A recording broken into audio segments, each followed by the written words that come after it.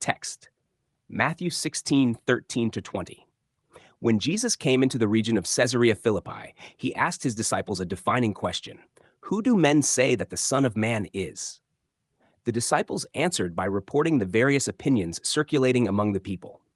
Some said John the Baptist, others Elijah, and others Jeremiah or one of the prophets.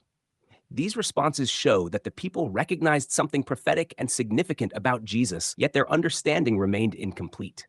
They perceived him through the categories of Israel's past rather than the reality standing before them. Jesus then directed the question personally to his disciples: But who do you say that I am? Simon Peter answered with a confession that stands at the center of the gospel narrative: You are the Christ, the Son of the living God. Peter's declaration identifies Jesus as the promised Messiah, the anointed king, anticipated throughout the law, the prophets, and the Psalms. The title Christ points to the fulfillment of covenant expectation, the one in whom the promises made to Abraham and David converge. The additional phrase, the Son of the living God, distinguishes him from all prophets and kings who came before him. He is not merely a messenger of God. He is uniquely related to the Father, sharing divine authority and identity. Jesus responds by declaring Peter blessed, not because he arrived at this conclusion through human reasoning, but because the Father revealed it to him. Flesh and blood has not revealed this to you, but my Father who is in heaven. The recognition of Jesus' identity comes through divine unveiling. The confession arises not from human speculation, but from heavenly revelation. Jesus then continues, I also say to you that you are Peter, and on this rock I will build my church, and the gates of Hades shall not prevail against it. The statement introduces the concept of a new covenant assembly. The term translated church refers to the gathering of God's people, the community formed around the recognition that Jesus is the Christ. The foundation described as this rock points to the revealed truth of Jesus' identity as Messiah and Son of God. Upon that revelation, the new covenant community would be established. This assembly would stand in contrast to the structures of the old covenant order that had governed Israel for centuries. The Messiah himself would build this people. Jesus adds that the gates of Hades shall not prevail against it. In biblical imagery, the gates of Hades represent the realm of death. The promise declares that death would not overcome the community founded upon Christ.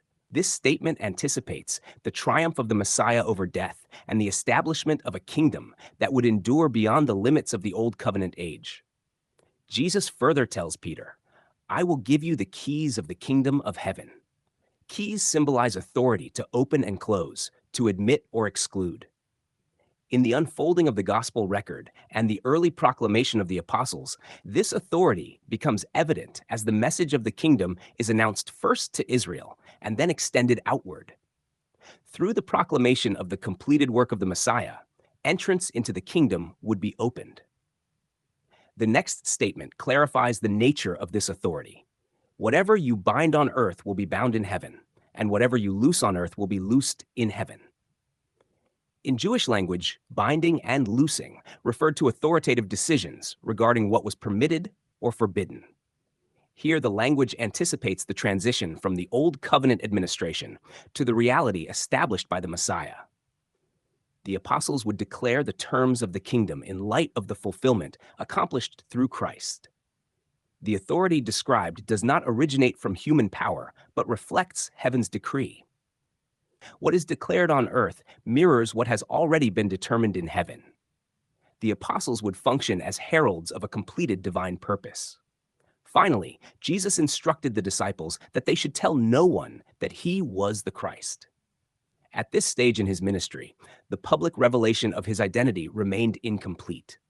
The full recognition of who he is would come through the events that were soon to unfold: his suffering, death, and resurrection. Only through those events would the meaning of the Messiah's mission be fully understood. Thus, this passage reveals the unveiling of Jesus' identity, the foundation of the new covenant community, and the authority given to proclaim the kingdom established through him. The confession that Jesus is the Christ, the Son of the living God, stands as the cornerstone upon which the gathering of God's people is built, a community established by the Messiah himself and secured by his victory over death.